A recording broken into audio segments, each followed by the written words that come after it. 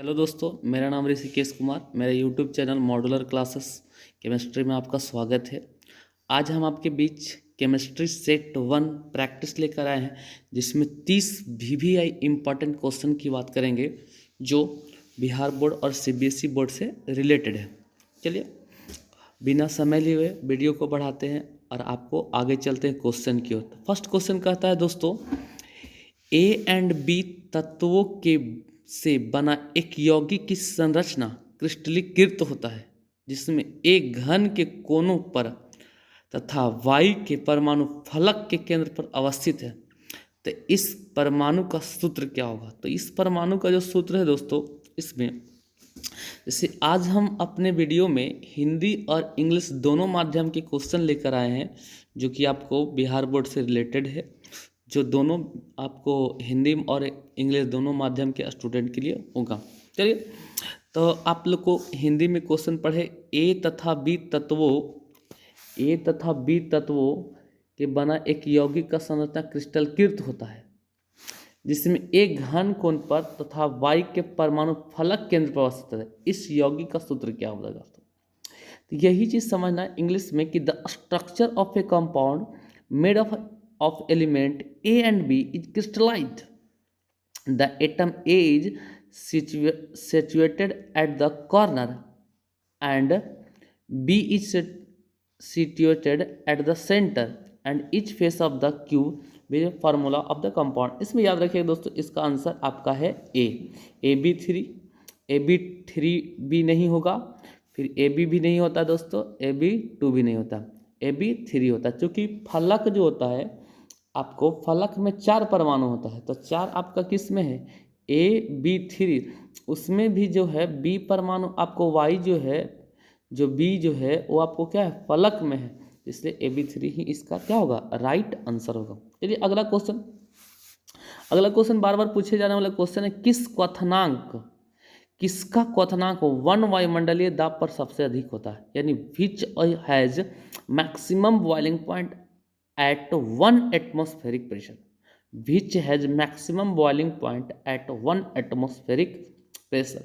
1 atmospheric pressure पर उसका boiling point किसका ज़्यादा होगा?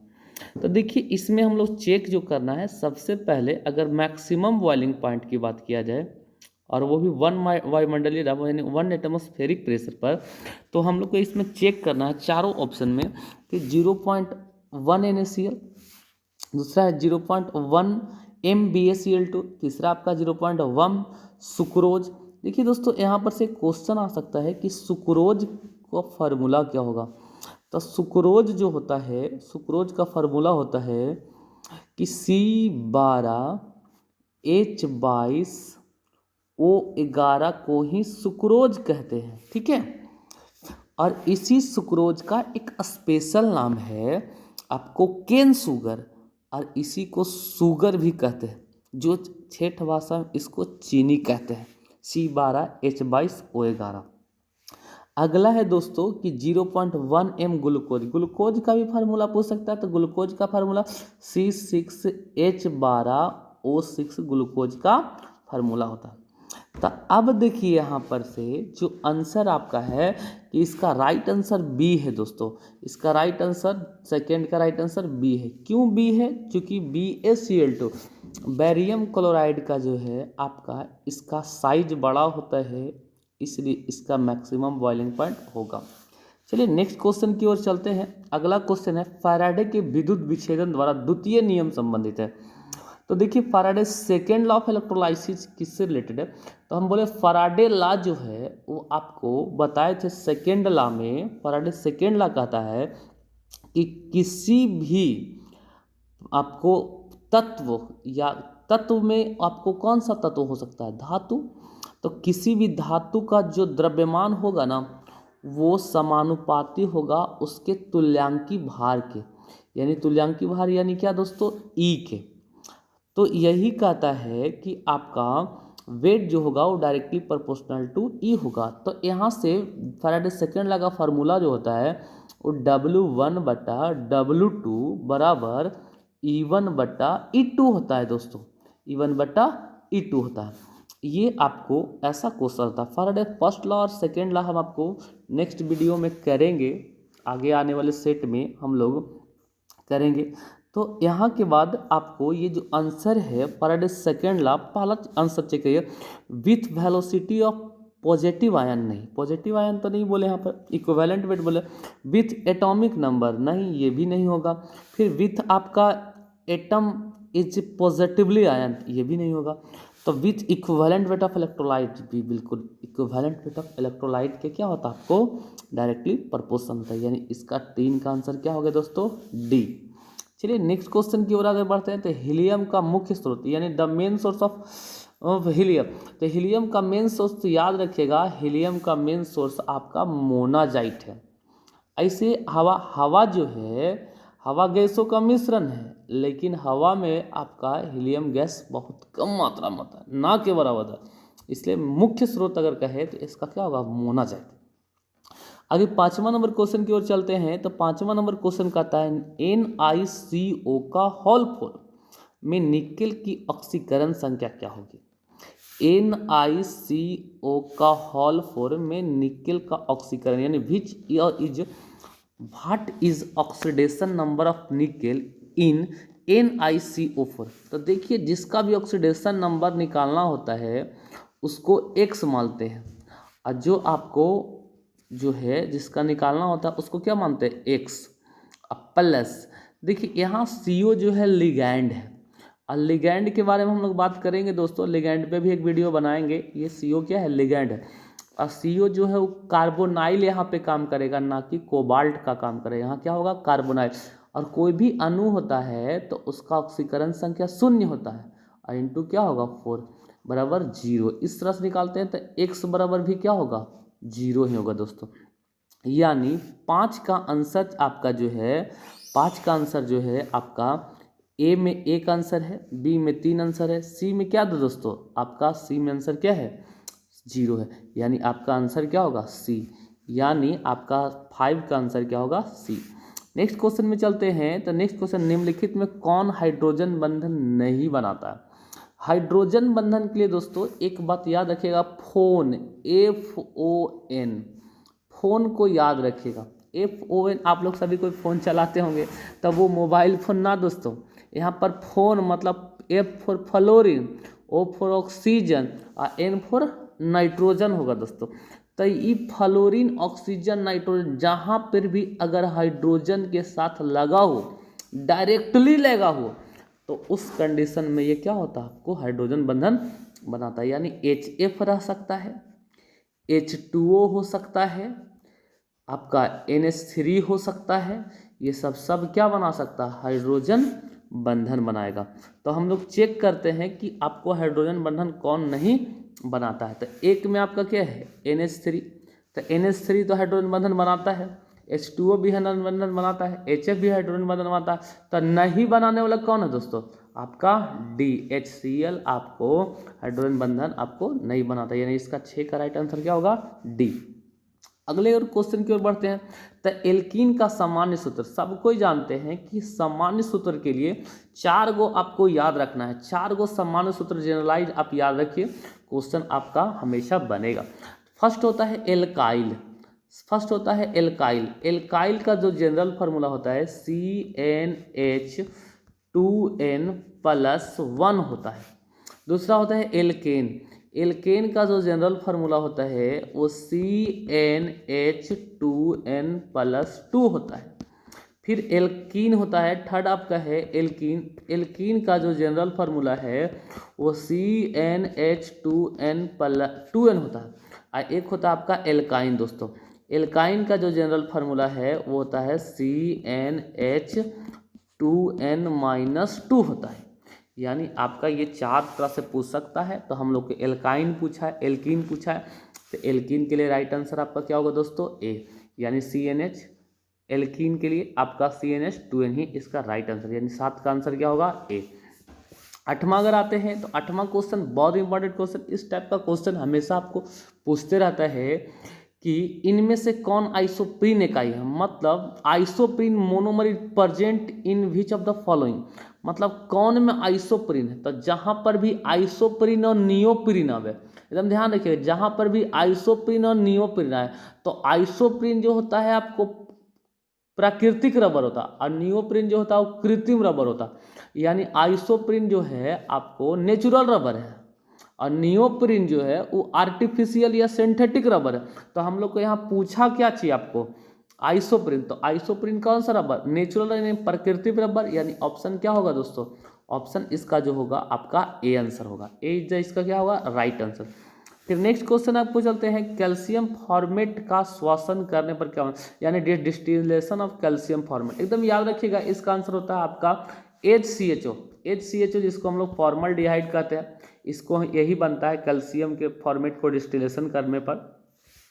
फिर नेक्स्ट क्वेश्चन आपका है, किसी भी प्रतिक्रिया के लिए दर स्थिरांक का इकाई मोल प्रति लीटर प्रति सेकेंड प्रतिक्रिया की कोटि होती है, यानी the unit for rate constant for a reaction is mole पर लीटर पर second. The order of reaction, देखिए एकदम याद रखिएगा कि ऑर्डर ऑफ रिएक्शन का जो आपका होगा कि अगर ये आपका इस तरह किसी तरह का भी क्वेश्चन आता है तो यहाँ पे ऑर्डर ऑफ रिएक्शन के लिए एक बात याद रखिएगा कि ऑर्डर ऑफ रिएक्शन का अगर यूनिट निकालना हो, अगर आपका ऑर्डर ऑफ यूनिट निकालना हो तो यहाँ पर से मोल पर litre to the power 1 minus n होता है। n जो होता है वो ऑर्डर ऑफ रिएक्शन होता है और ये पर सेकेंड होता है। तो यहाँ पर क्या कह रहा है आपको दोस्तों कि यहाँ पर आपको मोल पर सेकेंड, तो n का वैल्यू क्या हो जाए, अगर 0 हो जाएगा तो मोल पर लीटर पर सेकेंड इसका क्या होगा आंसर होगा। यानी आपका मोल पर लीटर पर सेकेंड जो है आपको n का वैल्यू क्या ना हो जाए 0, यानी 10 के आंसर जो होगा दोस्तों वो ए आंसर, यानी आपको 0 आपका कोटि का अगर रहेगा यानी 0 ऑर्डर रिएक्शन रहेगा तब मोल पर लीटर पर सेकेंड। एकदम VVI क्वेश्चन है, ये सब क्वेश्चन आपको आते रहता। चलिए आगे हम लोग बात करते हैं, 11 नंबर क्वेश्चन कहता है सेल प्रतिक्रिया स्वतः होती है जब, देखिए सेल प्रतिक्रिया spontaneous cell reaction will occur when. देखिए सेल रिएक्शन जो है हम लोग ये गैल्वेनिक सिलिकॉन की बात कर रहा है, तो सेल रिएक्शन जो है आपका, सेल रिएक्शन जो होता है आपका जो आपका डेल्टा G डिग्री निगेटिव होता है। डेल्टा G डिग्री आपको जो है निगेटिव, यानी आंसर इसका क्या होगा B। क्यों, क्योंकि हम लोग जो जानते हैं सेल के लिए डेल्टा G डिग्री बराबर जो है वो डेल्टा G डिग्री को गिब्स एनर्जी कहते हैं, गिब्स एनर्जी या गिब्स फ्री एनर्जी भी कह सकते हैं। और ये जो होता है निगेटिवली होता है तभी रिएक्शन जो होता है वो अस्पॉन्टेनियस होता है। अगर रिएक्शन आपका पॉजिटिव होगा तो वो स्पॉन्टेनियस नहीं होगा। फिर नेक्स्ट क्वेश्चन है, कुहरा कौन कोलाइडल सिस्टम, यानी fog is a colloidal system. तो फॉग हम लोग जो कुहासा देखते हैं दोस्तों, गाँव में कुहासा जो इसको कहते हैं, वही जो अभी ठंडा के मौसम है, ठंडा बहुत सारी बढ़े हुए हैं तो आप लोग ठंडा में बच के रहिएगा। काफ़ी अभी ठंडा है तो, लेकिन ठंडा है लेकिन फिर भी आप लोग क्या है पढ़ना है, जब तक मेहनत नहीं कीजिएगा। हम लोग का टारगेट ये रहेगा कि मिशन 70 in 70, मतलब आपको 70 में 70 लाने का टारगेट होना चाहिए। अगर आप 70 में 70 नहीं लाइएगा तो सोचिए आप कुछ नहीं पढ़े। मेरे वीडियो को अगर आप ध्यान से देखिए, ध्यान से पढ़िए, प्रत्येक क्वेश्चन के एनालिसिस करवाइए। आप हमको एनालिसिस करवा रहे हैं, अगर ना समझ में आए आप कमेंट बॉक्स में लिखिए, फिर से उस पर वीडियो बनेगा और आपको हम बताएंगे। तो यही दोस्तों कि आपको यहाँ पर से ठंडा भी है फिर भी पढ़ना, नंबर भी लाना, अच्छा लाना है, तब आपका नाम भी होगा, आपके घर परिवार दोस्तों में नाम भी होगा। इस नंबर भी अच्छा लाना है, ठंडा से भी बच के रहना है, दोनों चीज़ है। तो दोनों चीज़ को देखते हुए आपको सबसे अच्छा है कि वीडियो को चलाइए और वीडियो को आराम से आप कंबल में ओढ़ के देखते रहिए। देखिए कितना मज़ा आता है, दोनों चीज़ हो रहा है, एक ठंडा से बचे हुए हैं, दूसरा आपको कंबल के नीचे भी है। चलिए आगे बढ़ते हैं। तो फॉग की बात हो रहा था, कुहासा की बात हो रहा था। देखिए कुहासा क्या है, कुहासा जो है वो आपको लिक्विड इन गैस सिस्टम होता है। देखो हम लोग को पानी पड़ता रहता है हल्का हल्का, और में वो क्या होता है गैस होता है, जिसके कारण हम लोग को दिखाई नहीं देता है, इसलिए कहता है इसका जो आंसर होता है लिक्विड, यानी द्रव का गैस में जो होता है वो आपको कुहासा होता है, यानी आपका liquid in gas colloidal system होता है। यानी इसका राइट आंसर 12 का क्या है बी। नेक्स्ट क्वेश्चन है कि इसमें कौन प्रतिचुंबकीय, देखिए प्रतिचुंबकीय, अनुचुंबकीय और फेरोमैग्नेटिक। एकदम याद रखना, फेरोमैग्नेटिक जो है, फेरो, देखिए आपको पारामैग्नेटिक, डाईमैग्नेटिक और फेरोमैग्नेटिक। पारामैग्नेटिक जिसमें आपका अनपेयर्ड ऑफ इलेक्ट्रॉन रहेगा, डाईमैग्नेटिक जिसमें अनपेयर्ड इलेक्ट्रॉन नहीं रहेगा, और एक आपका जो होता है फेरोमैग्नेटिक, और यानी फेरोमैग्नेटिक जो होता है वो फिकोनिक बोलते हैं, फिकोनी, फिकोनी, एफ ई कोनी, यानी फेरस निकेल, फेरस कोबाल्ट और निकेल होगा तो ये फेरोमैग्नेटिक होता है। अब पारामैग्नेटिक के लिए आपको क्या है कि जहां पे अनपेयर्ड ऑफ इलेक्ट्रॉन आ जाए वो पारामैग्नेटिक, और जहां अनपेयर्ड नहीं आएगा वो क्या होगा, डाईमैग्नेटिक। यानी अनपेयर्ड किस में नहीं आता है, तो अनपेयर्ड Zn आपका Zn2 प्लस में आपका अनपेयर्ड नहीं आता, यानी आंसर इसका क्या होगा दोस्तों, डी। फिर नेक्स्ट है कि the oxidation of ferrous in boron ring complex. तो देखिए बोले कि ऑक्सीडेशन जिस किसी का निकालना है, तो यहाँ फेरस का आपको ऑक्सीडेशन निकालना, जिस किसी का ऑक्सीडेशन निकालना है x मान लीजिए, अगर फेरस का ऑक्सीडेशन निकाला तो इसका ऑक्सीडेशन क्या मान लेंगे, x प्लस बोले अभी बताए थे कि कोई भी अणु होगा उसका ऑक्सीडेशन नंबर कितना होता है, 0, यानी H2O का क्या होगा 0 इंटू क्या होगा 5। फिर NO का होता है +1 होता है, और SO4 का जो होता है वो -2 होता है। यानी यहाँ पर आपको देख सकते हैं, फिर से देखिए कि आपका फेरस का x मान लिए, H2O का 0 इंटू 5 मान लिए, प्लस NO का क्या मान लिए, NO का +1 होता है, तब +1 +1 प्लस प्लस प्लस था, और SO4 का क्या होता है माइनस, यानी प्लस माइनस -2 होता है। यानी x का वैल्यू जो होगा यहाँ पर से जो आपका होगा वो +1 होगा दोस्तों, यानी x का वैल्यू क्या होगा +1। आपको बराबर 0 के बराबर ना होता है तो इधर जाएगा तो x का वैल्यू क्या होगा +1, यानी आपका 14 का आंसर जो होगा आपको क्या होगा दोस्तों, ए आंसर इसका क्या होगा राइट आंसर, यानी +1। फिर आपको बोलता है ammonia is dried form, ammonia किस में शुष्क होता है, ड्राई मतलब क्या शुष्क, तो अमोनिया किस में शुष्क होता है, तो अमोनिया जो होता है आपको शुष्क की बात किया जाए तो यहाँ पर ये आपको सांद्र H2SO4 यानी कॉन्सनट्रेटेड H2SO4 पर ये क्या होता है शुष्क होता है, यानी आपको ड्राई होता है, यानी इसका आंसर क्या होगा सी। फिर आपको क्वेश्चन नेक्स्ट है जो क्वेश्चन है VBI क्वेश्चन है, यहाँ से ये क्वेश्चन हमेशा आपको पूछता रहता है, आपको किसी भी तरह का आप एग्जाम लीजिएगा तो ये 16 नंबर क्वेश्चन VBI है। कहता है vitamin C is maleic acid, vitamin C is maleic acid, ascorbic acid, paracetamol और लैक्टिक एसिड। याद रखिए विटामिन सी का लैटिन नाम जो होता है वो आपको क्या होता है अस्कर्बिक एसिड होता है, यानी दोस्तों इसका आंसर क्या होगा बी।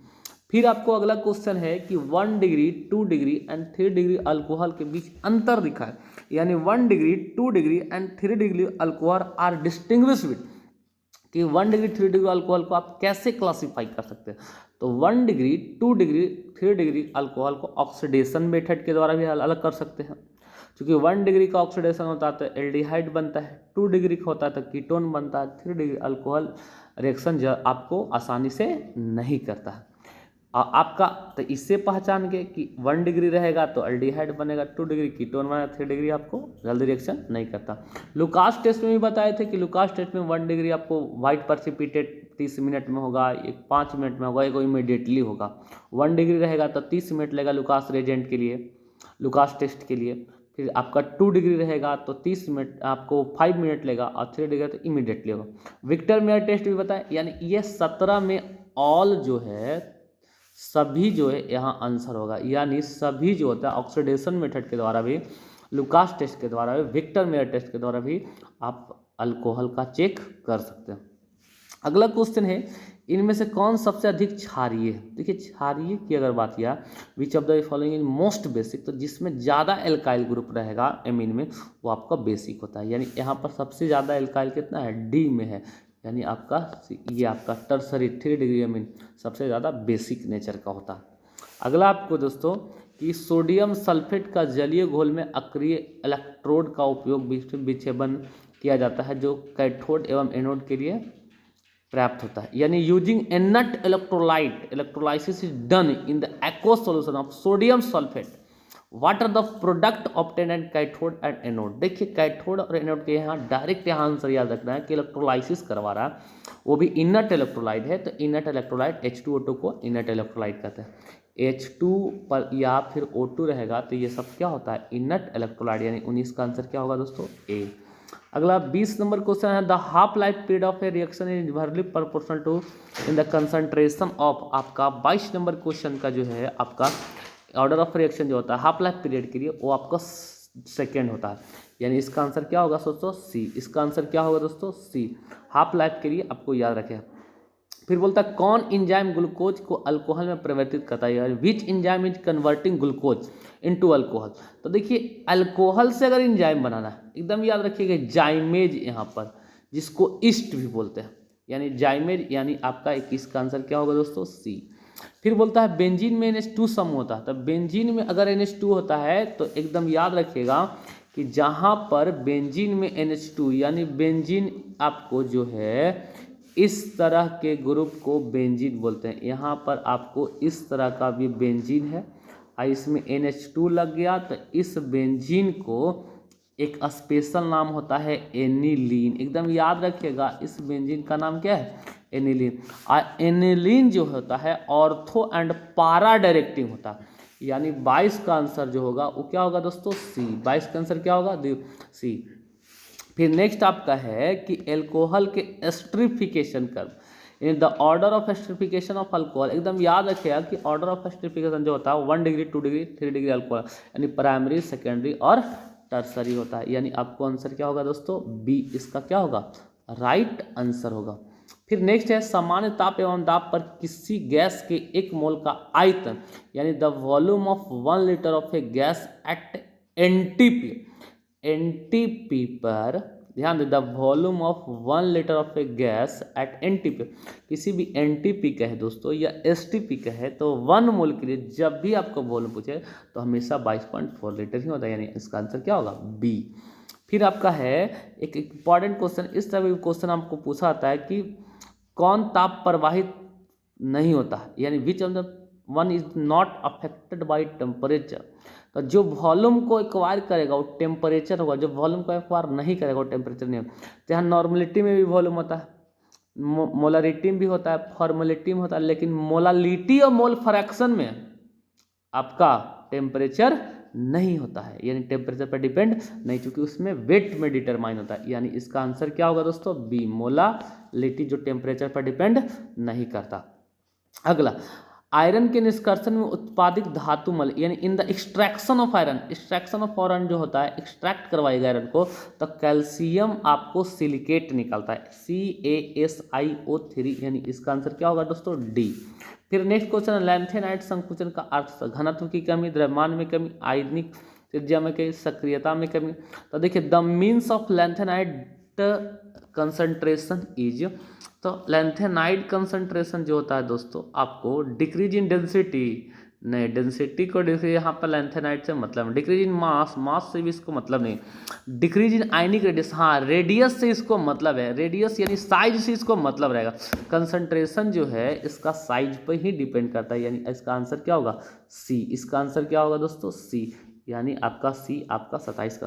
28 में आपका है कि 28 ईथर की उपस्थिति में एल्काइल हैलाइड तथा सोडियम धातु के बीच प्रतिक्रिया क्या कहलाता है, the reaction which alkyl halide and sodium metal in the presence of ether is called. देखिए रिएक्शन में आपको बताए थे, ऊर्ज रिएक्शन बताए थे कि ऊर्ज रिएक्शन जब आपको एल्काइल हैलाइड को सोडियम से ड्राई ईथर लगता था हायर एल्काइल बनता, तो यहाँ पर बोलता है the reaction alkyl halide and sodium में बता दिया in the presence of ether is called, जो बनता है, यानी आपको कौन सा रिएक्शन होगा, ए आंसर होगा, यानी ऊर्ज रिएक्शन। ऊर्ज रिएक्शन जो है सोडियम एल्काइल हैलाइड बताए थे कल भी दोस्तों, एल्काइल हैलाइड ये रहा सोडियम, इसके 2 मॉलिक्यूल, इधर राइट प्रेजेंटेशन में आपको रिएक्शन होगा 2 मॉलिक्यूल, यहाँ से ये निकल जाएगा, यानी आर बनेगा, इसी को हम लोग हायर एल्केन कहते हैं। देखिए दोस्तों आगे जो है 28 के बाद आपको 29 और 30 क्वेश्चन नहीं है, यहाँ पर सभी क्वेश्चन का आंसर भी दिया गया है। दोस्तों अगर वीडियो पसंद आया होगा तो मेरे वीडियो को लाइक कर दीजिए, कमेंट कर दीजिए, सब्सक्राइब कर दीजिए, शेयर कीजिए और अगले वीडियो को नोटिफिकेशन बजा दीजिए ताकि नेक्स्ट वीडियो को नोटिफिकेशन थैंक यू दोस्तों वीडियो को देखने के लिए पहुँचे।